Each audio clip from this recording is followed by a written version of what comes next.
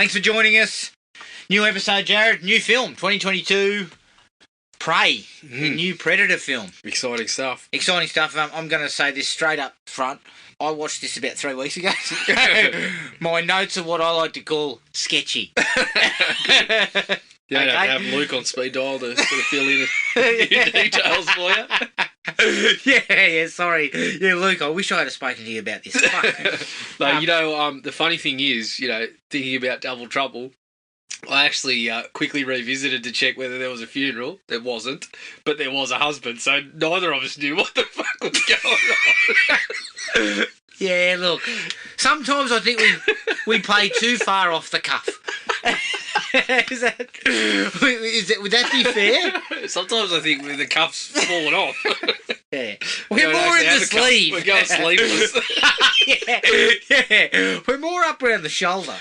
Yeah, but look, Prey, 2022, new Predator film, just landed on Disney Plus. Before we get to that though, let's do a quick whip round. I've actually got a bit on the schedule. Yeah, I've got plenty. I had an isolation period, so I spent the whole time bumping up Netflix's streaming hours. Okay, I'm going to go quick through. Day Shift. Mm-hmm. I fucking enjoyed it. Yeah, I started it. It was good fun. It was good fun. It was nothing too taxing another brain. Yeah. Some of the action stuff was really well done. Plenty of gore. Yeah. Snoop Dogg with a fucking MIDI gun, which was quite highly amusing. The issue that I had so far is that it relies heavily on the kind of comedy. Speaking of off the cuff, it looks like a little bit of improvised comedy. Yeah. And then not all of that works. I don't find Jamie Foxx as funny as I did, back in the booty call days. Oh. Look, no one does. No one does. But the booty call days, that's high end, Fox. But look, I still find Fox. He's a good presence on screen. Yeah, he's a good actor, and someone like Snoop Dogg, who I've never thought was the greatest actor in the world, but again, guy with presence, and he's only on screen for a few minutes in the movie, but he's always welcome. Every time he turns up, I'm going, I like that. And Dave Franco goes all right. So overall, I actually enjoyed it a lot. I watched a lot of Joe Bob, Just Joe Bob. Yep. I did The Prowler, Pieces, Terror Train, which had Jason Blum on it, which was really, really awesome. Discussion about, low-budget horror filmmaking and stuff. It was really, really good. Sleepaway Camp, Silent Night, Deadly Night 2. So I did a real check the crop, mate, and enjoyed it. What made you get back onto Silent Night, Deadly Night? Oh, well, I didn't watch the movie. I just watched the Joe Bob part. Oh, yeah, but I just thought, because he's always got little nuggets of info about how it came about. Yep. So, I mean, Christ, I would not have watched the movie again. I mean, fuck.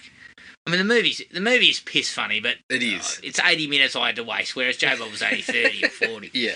I watched The Most Hated Man on the Internet documentary. Is that good? Yeah, really good, really good. Really good to see a bloke get his comeuppance. I won't spoil it, but when Anonymous gets involved, piss funny. Excellent. I believe they sent 200 dildos to his home. Along with a lot of other sketchy shit that they shouldn't have done, but it was piss funny. Really, really good. He did some shocking things, but there was also a couple of people where I was like, I was really saddened by what had happened to them, but I was also like, your thinking behind why you kept doing it is that's silly. Deranged. Some of it. But he was just a piece of shit. Yep. He is a piece of shit. Yep. I watched Trainwreck, Woodstock 99. That was excellent. That's on the queue. That's excellent. A couple of people don't come off real well. A couple of band members. Right. In some major bands. Don't come off the best. But it's just really interesting about the time period. 69 was peace, love, and hippies. Yeah. This was angry, rebellious type of music. Yeah. And then you had that frat boy fucking culture that was there. Anyone that you've brushed from Spotify after? No, just the fact that they didn't do anything to help. Yeah. They could have. One band in particular who I would have probably expected more from, because they'd been around a lot longer than some of these other bands, but they didn't produce the goods. I mean, fuck, I felt for people like, they mentioned specifically Sheryl Crow and Jewel. I mean, they just spent the entire time getting fucking asked, show us your tits. Yeah. I mean, for fuck's sake. Honestly. Yep.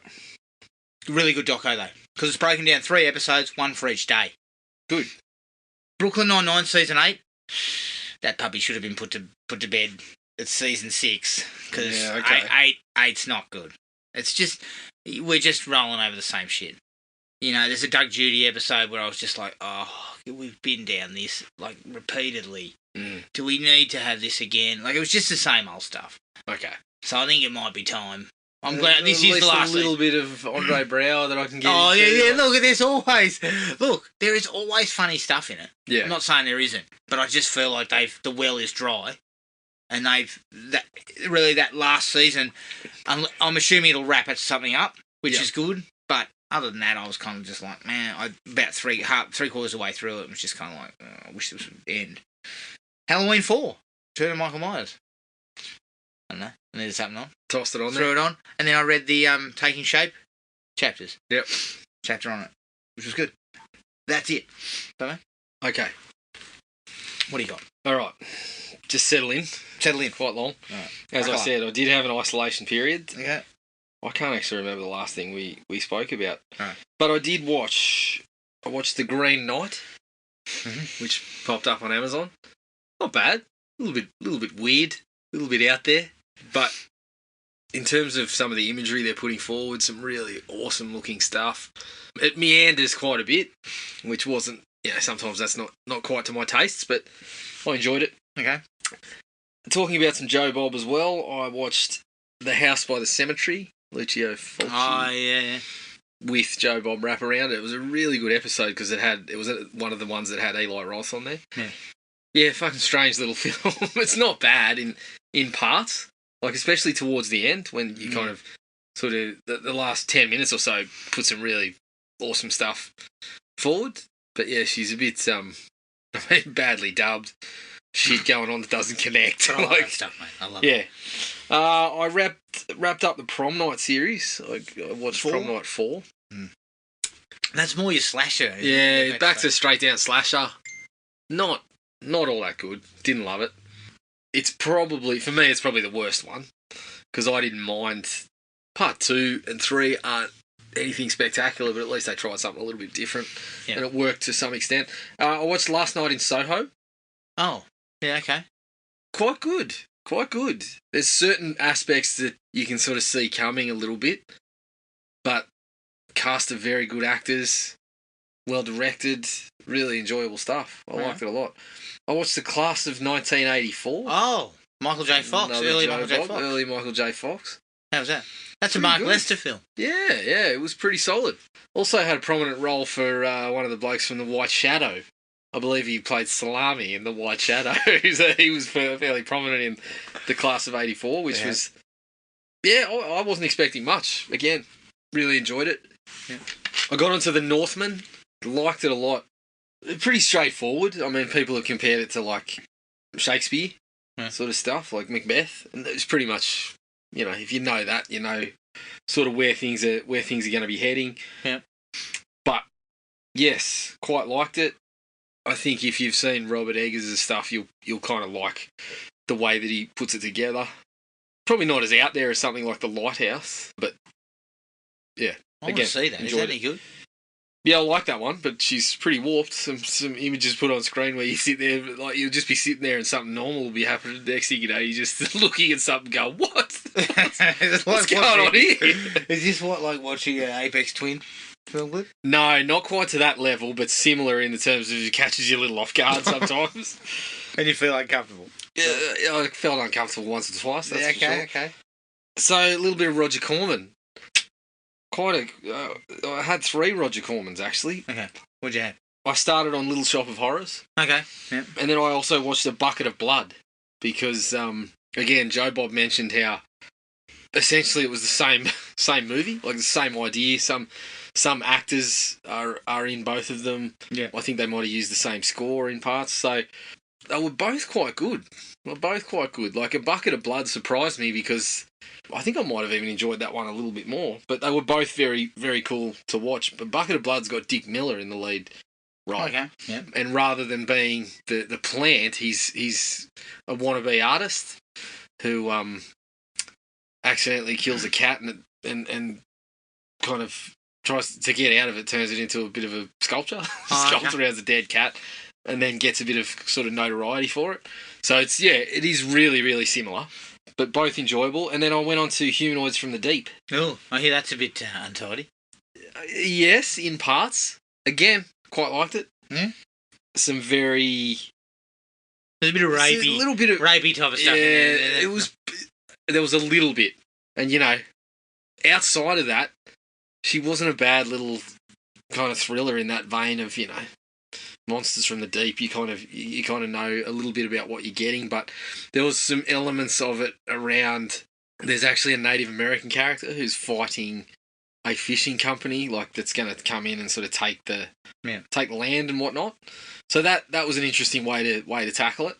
And the effects were reasonably good. I can't remember who did it, but it was someone that went on to bigger things that created the costume and that sort of thing. So, yep. Rob Bottin. Good stuff. I think it was Rob Bottin, actually, now that you mention it. I'll have a look while you continue to talk. Yes, I believe you. I believe that's who it is. I watched The Grey Man. Oh, yeah. I heard that was pretty sort of standard. Yeah, but I liked it. It is standard, but I would much rather watch that. Like, I sort of thought that one was around a 3 out of 5 sort of affair. I would watch that 10 times before I would watch another Red Notice, because yes, it's down the line, but you got Ryan Gosling and you got Chris Evans, both really good actors doing the work. Yeah, I was happy enough with it. I finished it up and I was happy enough with it. It's not going to blow your mind. It's not anything new, but yeah, but it'll get the job done for you. Yep. I watched The Hateful Eight. Which have you not seen that before? I had let that slip. I did have it sitting there on the. This is so back to a little bit of Tarantino. Back to a little bit of Tarantino. Yep, good stuff. Good stuff. Not quite his best. Not quite his best. The mystery element was not really. Chris Wallace is listed as special effects. Right, like Chris Wallace. I think it was the actual creature costume. Yeah. So, yeah, Hateful Eight was. It was what you expect. It's still the Tarantino. Rob Bottin. Yeah, Humanoids creator and designer. Yep. So yeah, it's Tarantino trying to whip together those lengthy, snappy kind of dialogue scenes. Sometimes they work. Sometimes you're sitting there going, "I wish he'd stop patting himself on the back and kind of get on with it." So yeah, but it was good enough. Yeah. It was good enough. Kurt Russell kind of hamming it up a little bit, breaking a fucking priceless guitar. Good on you. That scene is so funny to watch because you see. What's her name? Jennifer Jason Leigh just kind of go, fuck. Like, just kind of, she's clearly aware of what he's just done. I went through the Reanimator trilogy. Oh, shit, here we go. So, I mean, we've spoken about part 1, still love it. Part 2, great fun. Yeah. And Joe Bob had done 1 and 2. I'd seen 1, so I watched 2. Jeffrey Combs was on the episode for part 2. Yeah. And then I went on to Beyond Reanimator. Couldn't wait for the Beyond Reanimator and reanimating penises and things like that. But yeah, it's so the first 2 are so much fun, and the third one, although it's not up to the standard of the first 2, I still had a lot of fun with it. It's still got some really good stuff. It's made in like Bulgaria or something. Yeah, you can tell a lot of the actors are Spanish language actors, I believe. So, but I like it. Okay, it's good fun. I watched, going on to Netflix like you, I watched the DB Cooper doco. DB Cooper, Where Are You? Yeah, just not one of the good ones. No. That story is so interesting, and the first episode is the best one because they recap some of the story and they start to go through a few of the theories, but then they don't toss out anything new. They just give you something that's been put out there before, and some people heavily believe it, other people don't, and they do give both sides, which is cool. But it's just one of those ones where you finish up and think, well, so why did we go back over this again? Yeah. Like, didn't really bring anything more to the table. And again, it was too long. It was fucking 4 episodes. 4 episodes? 4 episodes that were all over about 45 minutes. Oh, come on. Yeah, I wasn't happy with that. 2 episodes max. 2, yeah. I don't need any more than that. I watched the Godfather trilogy. Shit. That's an effort. I told you I got through plenty of work. Right. So I did that in preparation, because I hadn't watched them in a while. I did that in preparation to watch The Offer. Oh, the Paramount Plus show. Yeah, so, I mean, the first 2 are just fucking brilliant. The third one's really good. The third one, I mean... It's still good, isn't it? It's still a good movie, but it's another one that suffers from where you got 1 and 2, which both managed to knock out kind of 5 out of 5 efforts, really. And then the part 3 is not quite there, so... Yeah, it was pretty solid. Sofia Coppola casting didn't help either. No. They had Winona Ryder initially, I think. Yeah, and I think she got ill or something or other.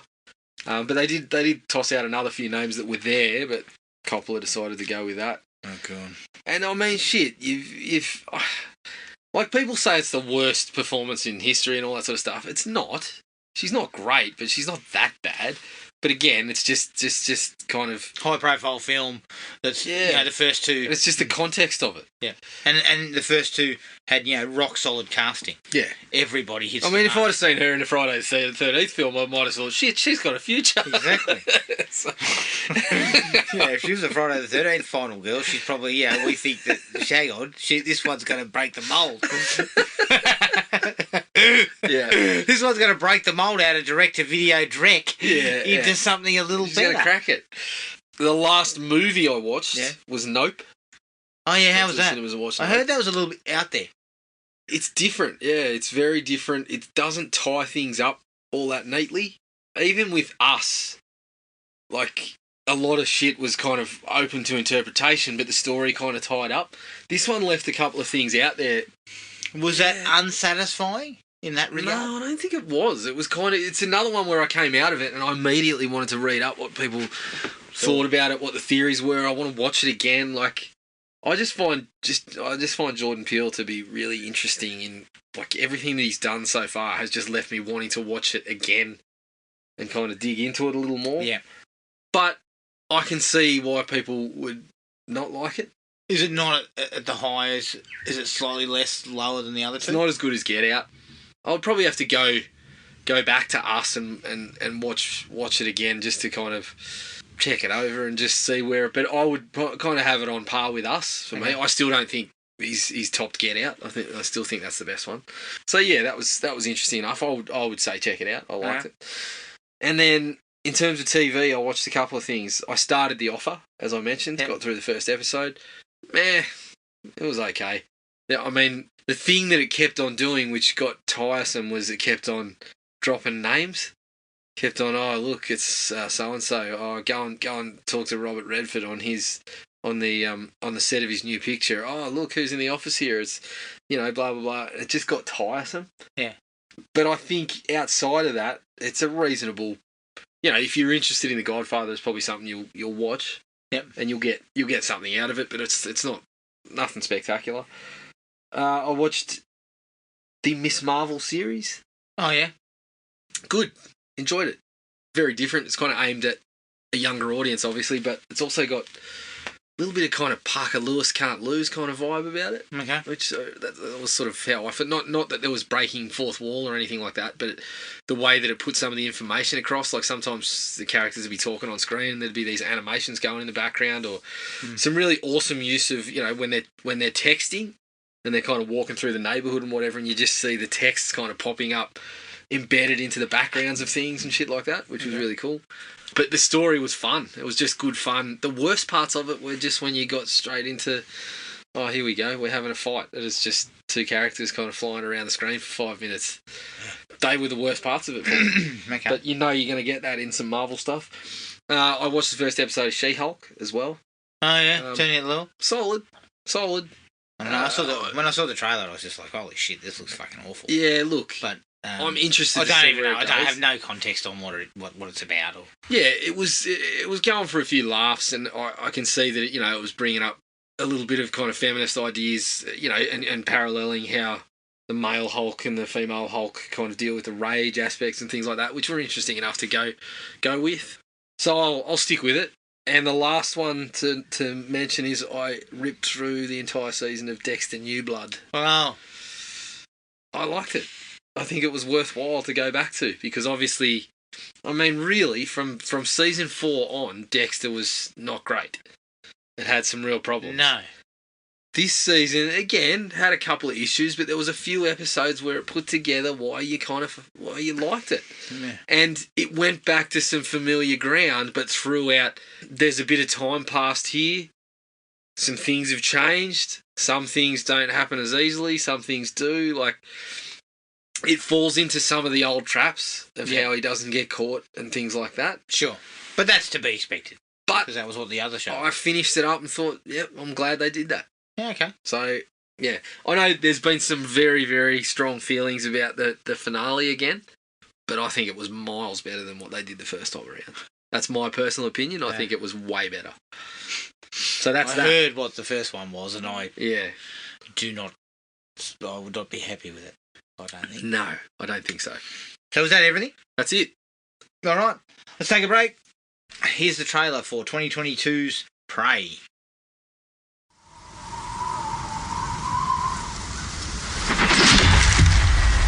Why do you want to hunt? Because you all think that I can't. I saw a sign in the sky. I'm ready. Maui Nita.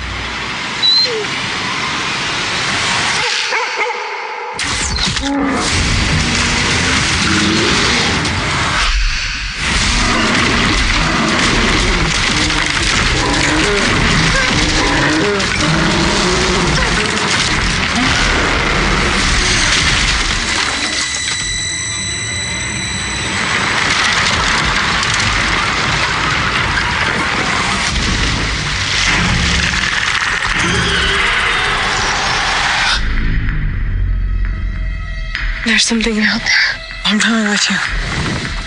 You can't. I'm trying to protect you. Protect me from what?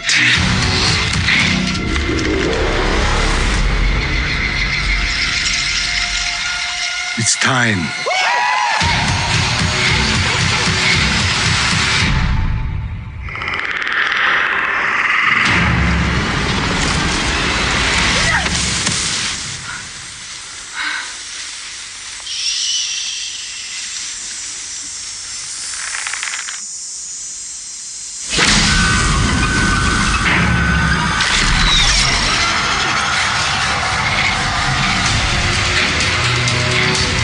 It knows how to hunt. I know how to survive.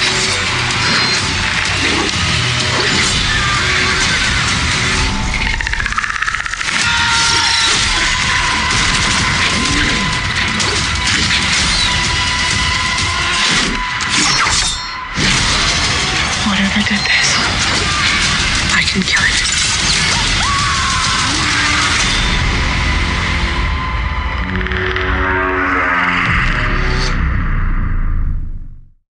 Prey from 2022, directed by Dan Trachtenberg, who directed 10 Cloverfield Lane.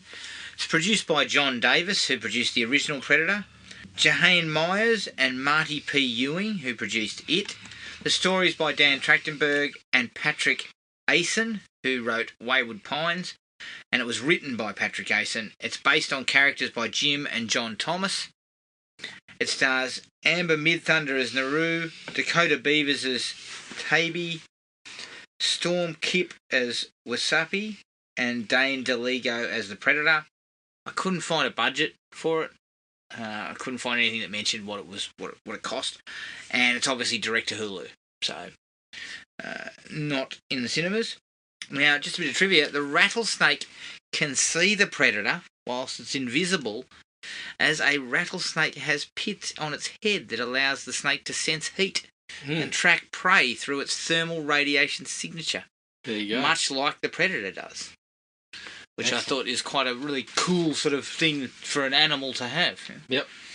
All right. Take. What's your thoughts? I loved it. I thought it was really, really good. I'm probably going to go with a 4. Although, I mean, so I've had 2 looks at it now. Part of me's sitting here thinking it should be a 4.5, not a 4. But I'll sit on a 4 for now. I just think it was a very, very worthwhile revisiting of the character. I think the way that they worked around the fact that we know what's coming is as good as it's been done in any of the prequels. They tease out the reveal of the Predator as good as it's been done in the sequels and prequels, I should say. And when you actually get to the character, the design's fucking awesome. I thought the design of the Predator was awesome. So, well directed, really engaging story. I just loved it. I would agree. I'd go for a 4. The design of the Predator was probably one of my least favourite things, interestingly enough. I didn't hate it, but it just kind of didn't feel the same. But I understand why. You know, I know why you go the route that you're going, because you want to differentiate it. But apart from that, and a little bit of ropey CGI at times, a couple of CGI sequences that you kind of see the budget's probably not quite there to fix that. But other than that, I loved it. I think the stripped back 1700s set, people who hunt for to survive, up against this intergalactic hunter, it's just an awesome way to have it. Surprisingly, because when I first heard it was going to be set back there, I was kind of like, this could struggle. Yeah. But it doesn't at all. No. In fact, it wrings a lot out of it. Yeah, I've got a little bit to say about that. I think it's actually one of the strengths of it. Yeah, it seems to wring more out of it than setting it present day or setting it, all the other versions that they've done. Yeah. This one kind of wrings much more out of it. And it fits well with the Predator mythology. And Amber Midthunder is just awesome. She's right up there with Arnie as the best protagonist that's been in the series. Yep. She's fantastic, and I think the film is anchored by the fact that she's so good. If she wasn't, you lose a little bit. But I think they just did a fantastic job casting-wise. Some really good action. Tons of gore. Oh, the action's awesome. Yeah. And it's paced really nicely. Yeah. So that it just builds. You get little touches and then you just... And suddenly it's on for young and old. It's just awesome. Yeah, there's a couple of sequences where it just goes to town on everybody. Yeah. And I think it's the best film in the franchise since the original. Yeah, easily. Yeah. I heard a little bit of buzz. Some people were saying they liked it more than the original. I'm not there. No. But it is as good as it's gotten since then. That's coming from someone that, there's a lot of people that think, Predators and Predator 2 both suck. Yeah. I'm one of the people that's in the opposite. I really enjoy both of those. And I think, I've said before, I think Predator 2 actually added a little more of the mythology that we now expect in the movies, which is it's present in this. It's so good. It's not as good as the first one, but it's so good. I can't go along with that because, after reading that Arnie got a case of Delhi Belly and while on location and had to pull over on the side of the road, drop trout and shit in front of quite a few people driving past. And, Jared, imagine driving along where were they? I think they were it was being filmed in... Oh, shit. Was it Bali? I can't remember. Something like that. And imagine driving along the road on your holiday destination and see Arnold Schwarzenegger dropping a loaf. Well, that's the thing about copping a dose or something like that. It's a great equaliser. It doesn't matter if you're Arnold Schwarzenegger. When you got to shit by the side of the road, you got to shit by the side of the road. Yeah. Even Arnie cannot escape. Even Arnie Schwarzenegger cannot escape a case of explosive diarrhea. Yeah, that's what makes me laugh about the people that are like, oh yeah, I don't need jabs and things like that because I've got a clean diet and whatever. I'm like, well, have a chat to Arnold Schwarzenegger about how much that helps you when you get something in your system. This guy's got a clean diet too, and fuck, he was cleaned out. He had a clean diet, and then it all came out his arsehole very quickly. in one sitting. Yeah, he was a big exposure to clean diets, and then after that, he was taking jabs left and right. Oh man! Fantastic film. Yeah, not quite the original, but really, really good, and much better than I think anybody would have expected it to have been. Yeah, and I think the conversation around that, for me, there's parts of it that I think are probably, they're of the time, and they probably further some conversations and things around particular aspects of society that are probably more relevant than something like the original, which was just your straight out action movie. Yeah. But I don't think in the scheme of things, I don't think that means it's a better movie. No, I think maybe it's got something to say. It's got a little more to say, but I think Predator is it's timeless. It is. Predator. You can never replicate the feeling of kind of thinking, what the fuck is this the first time around? Yeah, exactly. So straight into the likes, setting it in the 1700s and putting the whole predator against other seasoned hunters. Yes. Who hunt to survive was top notch. Like, as I said, I had big doubts on how that would play. Yeah.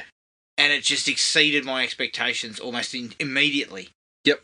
You know, within that first 20 minutes, you're kind of getting a sense of her situation. And I love the fact that she's trying to prove herself. Yes. As a woman.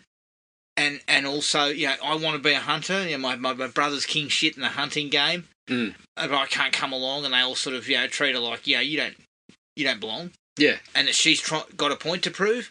And the fact that she takes on the best hunter in the universe, you know, that's just a cool dynamic. Yeah. And although as you see it go along, it feels like the predator is on a similar journey to her. And, you know, there's some very deliberate parallels. You know, there's points where you see the predator heal and then you see her healing, and there's, you know, things that are happening kind of side by side, and that it's on the same, you know, it seems like a young predator on the same kind of path, trying to prove itself. Exactly. Which I appreciated, how they kind of, you know, they gave you these little things along the way to make that seem like it was the case. Yeah, I would agree with that, and I think it's a fantastic parallel, and it actually works really well. And the idea of her against it, and her slowly realising there's something out there that's not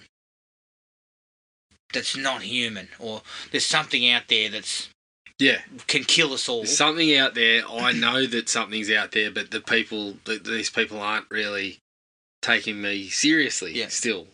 So, you know, having everything from the wolf getting killed to the snake being skinned, you know, and she's picking up on all this stuff and realising, well, you know, how you know, I think she makes some sort of comment about skinning the snake, you know, what sort of creature can do this and this type of stuff. Yep. And then the footprints in the ground and everything. It's not a bear, you know. We know it's not a bear.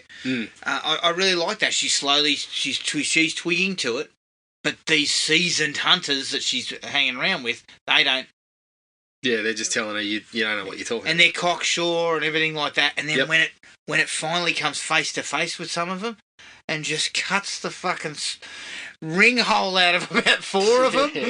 Like, that's where you really, and that's real stakes raising sort of stuff. Yes. This thing just decimates 4 top notch hunters they've got without batting an eyelid, including that really cool sort of spear that separates into 2 and then starts chopping and carving up every man in his dog. That sequence was awesome because you first get to see the predator in action. Yeah, and it was the first time that you kind of saw portions of it. Like, there was reveals of it that were cool, but you didn't really see it uncloaked until that kind of took place. Yeah. I really like that sort of stuff. I just think that it raises the stakes almost immediately, that you know that the predator's out there. Yeah. And we know that, you know, that's the thing. We know that from the get-go because we're watching this movie knowing, I mean, people like us, we're like, holy shit, another Predator movie, let's go. And so we know where it's going in some regards, or where it's going to kind of start off. Yeah. So to be able to still elicit that kind of a response out of us says they did a pretty fucking good job. Exactly. Amber Mid-Thunder is just fantastic. Awesome. Like the effort, the you know, she runs the gamut of emotions. She does all the tough sort of practical, you know, hard sort of stuff. She shows that she's tough and resilient, but she's also skilled. Yeah. You know, she does prove to you, you know, by midway through the film that she is on par with these guys. She's up to this task. Yep. And the only one who's got her head screwed on to know that this thing is not just it's not just a dumb bear that we can kill. Yeah. It's working with technology and shit that we don't know anything about. Yeah. And sneakily, she gets to deliver some lines that are going to stand the test of time, I think. Yeah. That are going to be ones that are brought up when we're talking about the, you know, if it bleeds, we can kill it and all that sort of stuff. like I loved at the start when they say, why do you hunt? And she says, because you all think I can't. And then the one where she's telling the story about the beaver, and she fucking gets him out of the trap, and she's like, I'm smarter than a beaver. And kind of, she's got some of those lines that I think are low-key gonna be brought up when we talk about those and it's interesting, iconic heroes. We bring up the iconic line, which is repeated in this. It's unfortunately one of my dislikes. I'll get to it, but yeah, I was on the other side of the fence. I liked it was there. Yeah, but I just didn't feel it had the pop. I didn't think they overplayed their hand. Yeah, and I think maybe that's why they tried to underplay that a little bit, because that is the line that everyone remembers. And I think some of the other ones, like touching on that now, I think some of the other Easter eggs were well played. Yeah. Like the bloke that loses his arm, very similar to Carl Weathers. Yeah. It wasn't kind of just have a look at this. Yeah, it just kind of happened in the run of it. Yeah. And there's obviously another one that we'll chat about later, but I didn't mind it. I just thought they didn't overdo it. Well, they didn't jam it in your face, because it's kind of like, we know it's... Yeah. I mean, for me personally, they didn't have to say it. Well, they didn't have to say it. I would have been comfortable if I didn't hear it. Yep, they didn't have to say it, but I felt like in the context of what these guys were, it did make sense. Yeah, but I actually think it would have been better if she said it. Yeah, it could have been. I think it would have had more weight. I actually think. Look, I like the way it came about, because it did. It was in the midst of when those two were. Some things were happening. They were trapped to the tree. Yeah, and he was admitting that he took. The way he caught the cat was her idea and all that sort of stuff. Like, it was kind of when she was kind of just ramping up. She was getting validation. Yeah, she was getting the validation, and she was getting to the point where we knew, we sort of knew where it was going to get to, that she was understanding, I am a hunter, and I am going to sort of complete the little task. I can't remember. I can't remember what it was called, but part of being in the tribe or whatever was that. Yeah. So I was okay with where it ended up, really. I like the old tricking out the tomahawk with the rope attached. Yeah, that was cool. It was low key kind of tech, and again, for her, but it was cool. Yeah, it was going through the process of the same as what the Predator was doing. Yeah, because the Predator, although having access to shit that they couldn't dream of at that point, was still low tech compared to what we expect the Predators to be. Yeah, which, building on that, all of the action was allowing it to get pretty well hand to hand. Every action sequence, so the Predator got up close and personal. Yeah. And really doled out some punishment. And I think because they didn't have, the shoulder cannon, obviously it had its version, but it was arrows. It was the arrows. The little arrows. Yeah. So having the Predator also stripped back a little bit. That was cool. Absolute treat. As you said, the combi stick or whatever. I don't know if it was the combi stick, but that's what they call it in Predator Hunting Ground. But the stick that comes apart. And I mean, some of the sequences were just like, you're sitting there going, fuck, I did not expect this. Yeah. So he fucking cleaves some poor prick into he takes his fucking legs off and stabs him at the same time. I was just like, oh, shit. And I mean, I had it as its own separate like, but what he does to the fucking Frenchies when he cuts a swan. That's right, he's leaping from tree to tree and cut the heads off. He uses the net to kind of dice that bloke. My favourite was the bear trap, when he picks up the bear trap and throws it at that bloke's head. And he goes, shit. Yeah, that's right. His fucking head explodes. I was just about off the couch. I was like, oh, Jesus. I was alternating between this is awesome and oh, God. Yeah. He's ripping. And look, a lot of that stuff was awesome. Like, once we built past the hunting, her sort of trying to become proficient as a hunter, it was just go to woe, just ass kicking left and right. Just backtracking slightly, I really liked its reveal when it kills the bear. Yes. And then it picks it up. Yep. And the blood starts pouring down onto it while it's cloaked. Yeah. And, you can kind of see it for a few seconds. Yep. And I was like, shit, that looks awesome. It might be the best reveal of the creature in the series, Possibly, including the first one. Like the first one, obviously was awesome, but that was just it was excellent. Yeah, it was really, really nice. But once we get past that, setting up her raising the stakes, it's just on. It is, yeah. And the Frenchies... It takes its time. It's not really... I wouldn't call it slow because it is building the characters and the story. But then after that point, it's just like, yeah, she's balls to the wall. And it's true in a couple of interesting things too for me, with especially when it chases them across the field. In the field, and you can see it from above. The predator's cloaked and it's running through the field, and you can see it kind of zigzagging behind them. Yep. And then she gets caught in the trap. Yeah. And instead of killing her, it lets her go. It just leaves her because it's like, you're not a threat. Yes.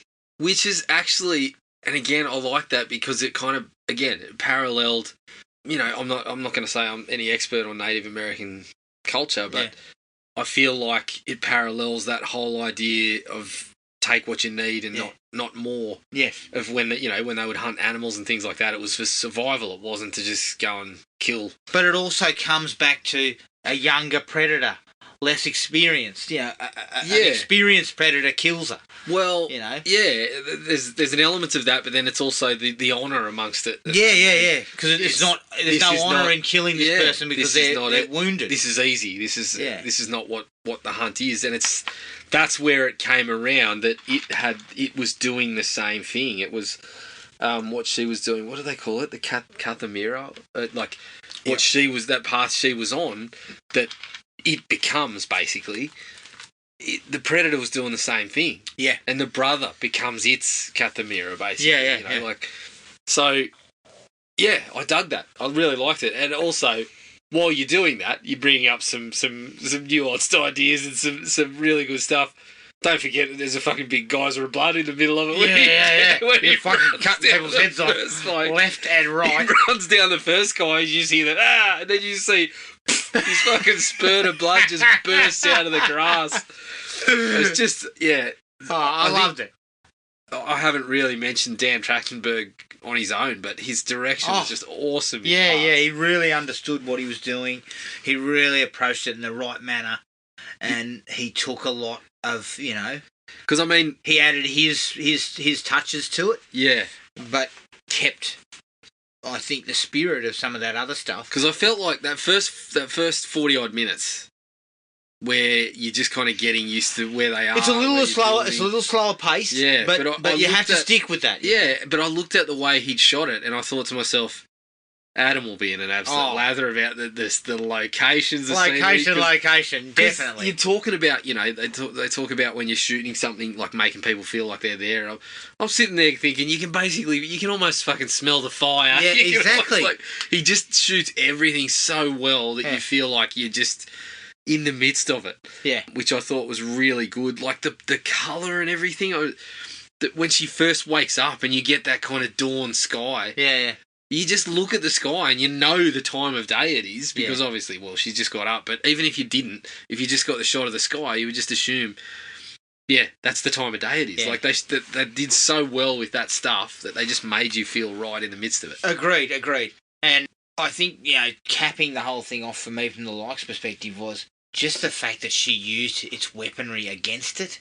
Yes. To kill it. Yep. And used things like the bog and stuff that she'd already dealt with earlier. Yep. Which was a really cool scene where she was throwing the axe, the tomahawk, trying to get some purchase on the tree so she could get herself out. But then she used the bog to trap it. She used the mask and helmet as a guiding device to fire the crossbow bolt into its head. I like the way that they used that kind of... They inverted your expectations with the mud. As soon as she fell in the mud, we all knew Arnie sort of thing. Yeah, we all knew this is going to come back around. Yeah.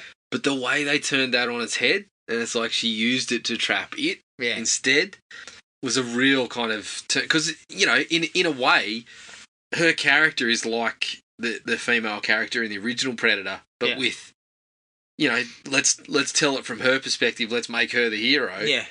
Because in the original one, you know, there's a point where, okay, she's got knowledge about this thing that the other people don't, but that's really the only point of the movie where she gets the lead. Whereas this one, it's the girl amongst all the men, but she's trying to keep up, but then she uses that knowledge that she gets to kind of take the lead. So I like the way that they kind of use those inversions on those expectations. The mud pit especially was I really cool. I thought that was a really great idea. And the last thing for me was wandering back into camp with the fucking head.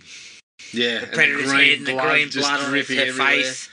It was just a really striking way to finish, and kind of to show I got that job done. Like I got, yep, that this is a trophy of trophies. Yes, and then I liked it was pretty low key, but she sort of says, "We need to get to safer ground or whatever," and they listen.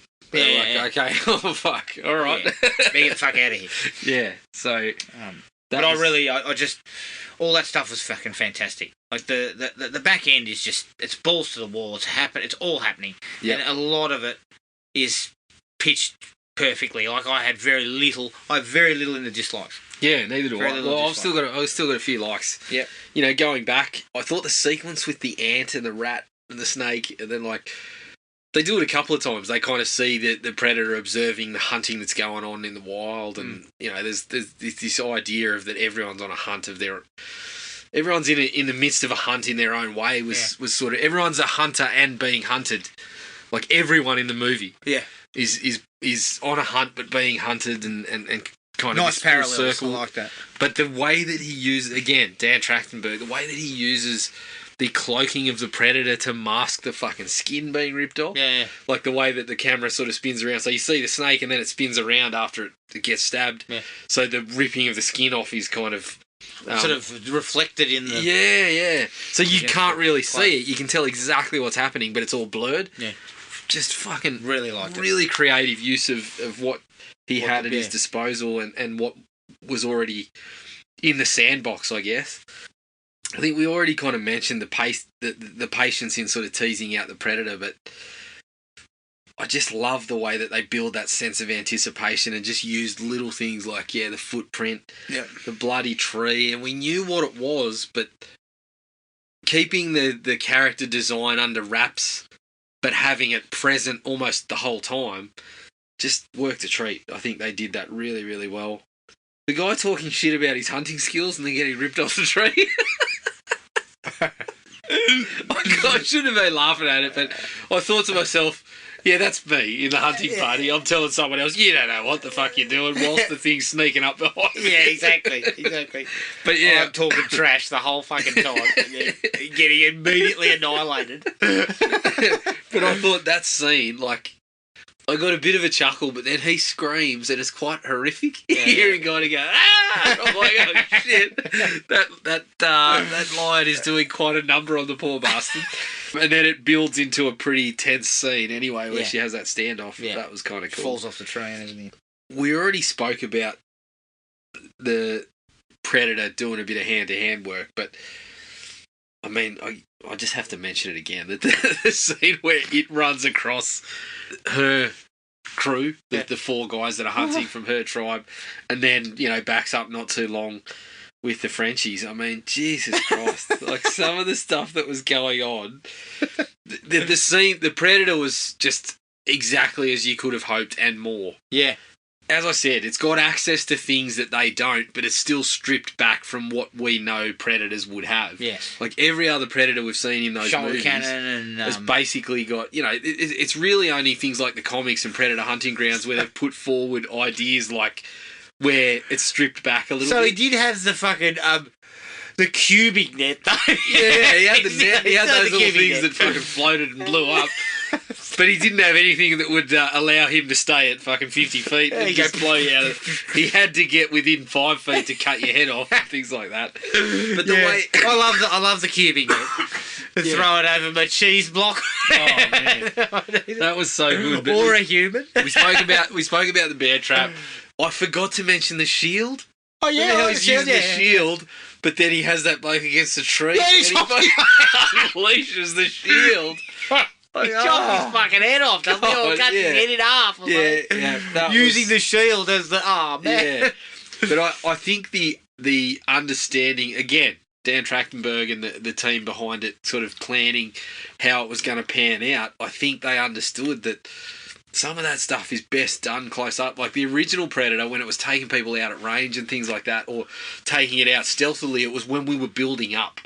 And then when you got to the Arnie and that sort of thing, and you wanted to see more of it, well, it was more hand to hand. Yeah. And I think they understood that really, really well. So they kind of planned that into what it was going to have, how it was going to operate. Yeah. But I just think what they delivered was just more than we could have hoped for. So I have to mention that again. Sure.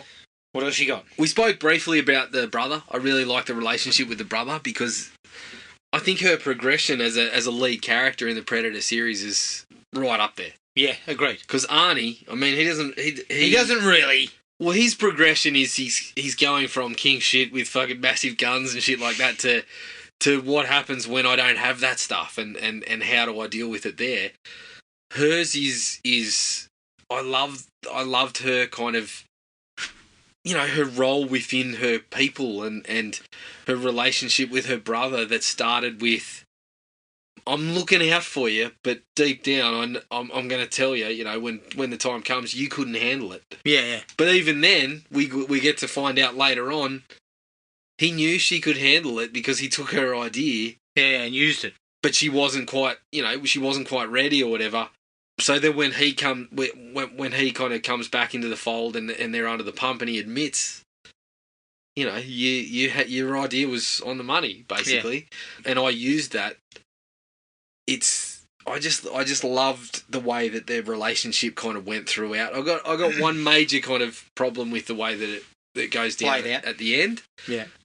But yeah, I just love their interactions. I think both of them delivered really, really good performances. Yes, agreed. So that's a very, very much a like. You mentioned the axe.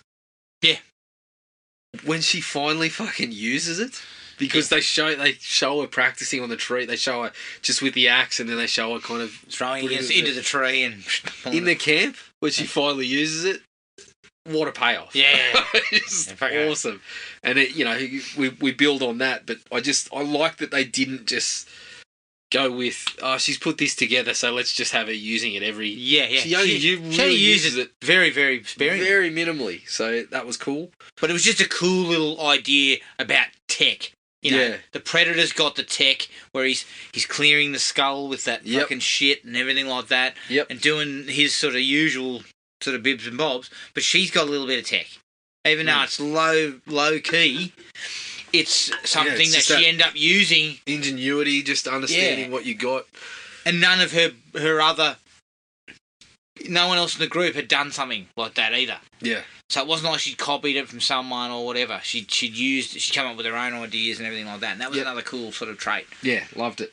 And then basically, just to finish off, just echoed exactly what you said about the way she finished it up. Yeah. But just that scene in general, again, a little bit of callback. The Predator loses an arm this time. Yes. And stuff like that. I just thought that snuck into my kind of low key use of the Easter eggs of what we, you know. There was none of this shoving it in your face, sort of saying, here's all the Predator lore and everything. Because in the midst of it, in the midst of the battle, I see, it's lost an arm, but I didn't really think about until the end of the movie, oh shit, well, we saw the other bloke lose the arm like Carl Weathers, but then the Predator did too, and I wasn't expecting that. Yeah. And then, you know, finally the gun. Yes. Calling back to Predator 2. The actual musket thing. Yeah. Yes. I thought, when we saw it, I was, am I wrong? But there's more to be told with that. Yeah. Because it wasn't that guy's gun, right? No, it wasn't that guy's gun. And I know that there's actually a comic that kind of delves into the backstory about that. Yeah. But there has been a little bit of chat about perhaps if they revisit that might be where they part go. of it. Yeah, and that I thought that was still a cool nod. Yeah. But obviously it's not specifically the weapon that they give to Danny Glover. Is that what we're talking about? No, I think it is. That's the that one. Is the That's one? the gun. Oh, it is. Yes. I stand corrected. So I thought... I just assumed, it was a callback. No. Without being 100%. At the end, remember at the end, that she turns the kind of... And checks the... It's the name. It's the same name. Yeah. I might be wrong. That is I'm cool. pretty sure it's the same one. No, but that is cool if that is it. Yeah. That is a cool way to link. So what I'm saying is I don't think it's that guy, old mate with the big set of chompers. I don't think it was his. I don't think it was actually, excuse me for being crude, but I don't think it was his gun. I think he got it from someone else. Yeah, exactly. So there's still that story possibly to be told. To be told, that's right. But yeah, that was my final kind of like it in terms of the Easter eggs. As I said, the only one that was kind of pushed out there was the if it bleeds, we can kill it. But I felt like because they'd played everything else close to the chest and just kind of snuck it out there and played it in the way that they did, that I was open to just say, yeah, I'll let you have that one because I didn't mind it. Although and again, this is probably going straight into the likes here because I've only got maybe 2 or 3. I'm not saying that if it bleeds, we can kill it wasn't welcome and it wasn't bad. And probably under the circumstances, it switched the expectations because my expectation was that she would say it. You know, if it bleeds, we can kill it. And the brother said it instead. And maybe it's just timing, maybe it's just the actor. But when Arnie says it, there's some real punch behind it. You know, it's such. I believe the first few takes were if it bleeds, we can. Sorry, we better do a take 2 on that. If it bleeds, we can kill it. Something's bleeding, aren't it? Yeah. Poor bastard. Yeah, my rectum's bleeding. But there's something about that, the way Arnie says it in the first one, that's really kind of... You really get it, you know. You really get how important it is. I guess how where we differ. We've just found out it's a weakness. Yeah, I guess so. We're differing on whether we liked it, but I agree completely with what you're saying that it doesn't match up to the way to how Arnie does it. But I think that's why it was good, is because they didn't try to do that. They they put it in there in a context. It felt right. Yeah, because they'd spoken about bleeding. You know, you bled my brother, and you bled. You know, they'd spoken a little bit about that. So I agree 100% with what you're saying. But I just feel like, I guess where we differ is that I felt like when they slipped it in there, that's enough. why it worked. Yeah. Because they kind of nodded to we can't do it like Arnie did it. I mean, we don't have a road to pull over next to. Poor bastard. Yeah. I shouldn't be laughing at that because I could say I went to Bali when I was about 18, I don't think it was in Bali, but fuck. But you know, the same sort of thing, and I can. Was it Costa Rica? I think it was Costa Rica, but I can sympathise with 24 hours being wiped off your life. Just you know what, in a pile of shit and vomit. You know what? Arnie would have been fucking back in the gym the next morning. I can guarantee it. Yeah. 10 kilos lighter. Oh, yeah. He wouldn't have moved that quickly in his life. I mean, he was fucking clean from bowel to colon. Big fella. Hang on. Yeah. Let me just find out where it was actually. I'm pretty sure you're right. I think it was Costa Rica. Is it Costa Rica? Yeah. I think everyone was having a dose of the shits. No, Mexico. All right. The entire cast got a dose of the shits, I believe. Yeah, no, you can't do that. But it's like that poor bastard that's been in the news this week. For when it's a slow news week in Australia, you do get stories about that guy that took a photo of himself drinking, under a fountain in Bali, drinking the water, and then the next photo was him in hospital with a very nasty dose of Bali belly. Oh my God! What are you doing, mate? You idiot! Oh God! Maybe that's what Corey Norman was doing. Charity is checking. Just checking. He'd heard that bloke and had a nasty case of the shit threat, so he was bugging him up. Yeah. In the midst of a tackle, I'll just jam my finger up someone's date just to make sure that nothing comes out. Who knows what he's eating during the week? Just in case he moves a bit too quickly and shits himself. I mean, we're tangled up in a tackle. I don't want to get anything on my jersey. I don't want to have to get out the nappy stand during the week. I don't want him to poop on me, but I will stick my fingers up his bum and then fucking... Oh, wow. Well played, Corey. Great stuff. Enjoy your 8 weeks. So we're very much into the dislikes. I guess if we're talking about fingers up rectums. Yeah. The only other dislike I have is a couple of the CGI moments are a little bit spotty. Yeah. Especially the bear. It's the sequence in particular where you see it from under the water and you see the bear its legs come into the frame. Well, even the bear when the blood is dripping over the predator doesn't look well. It doesn't look top-notch CGI, but I think it was such a great idea and it was so well done that it was just sort of like, I'll pass. I'll let that pass. But you're right. It's not bad. It's just a little spotty. Even the Predator vision, like even the Heat vision, doesn't look as good as the original. Yeah. Still, well, I say that, but I don't feel it looks as good as the original. No, I would agree. So, like special effects, it's not obviously not a big budget. Did you see they posted a video? You know the shot where they first knocked the mask off. Yeah. They posted a little video. I think it was actually on Fango. I think I saw it on Fangoria's Facebook page where they. Or one of those websites where they posted the video of the practical mask when that gets knocked off. Yeah. It looks fucking good. Yeah.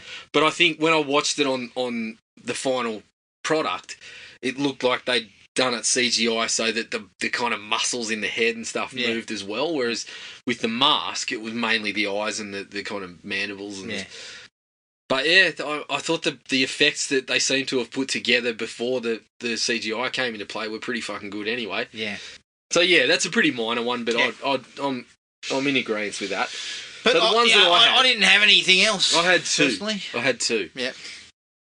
The first one was the guy's dismissing Naru when she's kind of bringing forward that hey, there's something else. It's not just a cat. Yeah. Okay. I get that, you've got to play that angle, that they don't respect what she's doing. Correct. They don't respect her. They don't think that a woman can do what they're doing. Yeah. Okay, I get that. But she goes a little bit far for me on the realms of believability when they say, she shows the footprint, and they say, it could be a bear. I mean, for fuck's sake, it looks like Skeletor's footprint. It doesn't look like a fucking bear. It's fucking definitely not a bear. What type of bear are you fucking talking about? Come and have a look at this. I mean, I need you to get close. Get on your hands and knees and get down there and have a look, because that's not a fucking bear. That's not a fucking bear. Right? So, let's get your shit together. Yeah. This is why we need to challenge the status quo, because that's not a bear, clearly. Yeah. Fucking, what have you been, buddy? What have you been fucking crushing up in your pencil and smoking? You were on the pipe before we came out, weren't you, you bastard? I guess it's classic stuff, though, of they don't know anything else. Like, yes. they don't have the range of knowledge to believe that something from some other planet has arrived. Yeah. So I get that, but fuck, mate. Look closely. Get down there and have a fucking have look. a good hard look. I want you to explain this to me in detail. Let's unpack this. We're going to unpack it, mate. And we're going to be here for half an hour to 45 minimum if you're telling me that's a bear, because I want to know the details. Yeah. But no, it's exactly what you were saying. I understand why they were doing that, and I think that all worked really well. It was only that moment when I kind of said, that's not a fucking bear. Yeah, come on. Look at it. It looks webbed. What was the last one for you? The only other one was, so the brother, there was parts of him dying that I liked, and it was the confirmation. I actually liked the fact that he died. Yes, well, it was the confirmation that it was kind of like the Predators, because he actually says, I go no further. When he basically says to her, you're telling, they cut the mirror or whatever, you're telling this creature, you go no further. Yeah. He says to her, I go no further. So it kind of confirms to me, that her and the Predator are on similar paths. It's a young Predator doing its rite of passage kind of hunt. But, and I don't have a problem with him dying. Yep. I thought that stuff was all excellent. But he was giving it a hell of a go. Yeah. Like a minute earlier, he's fucking firing the arrow, rolling through, snatching it out, giving it another go.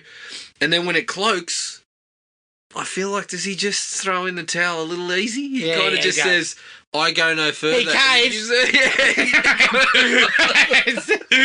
Whoops, it's disappeared. Shit.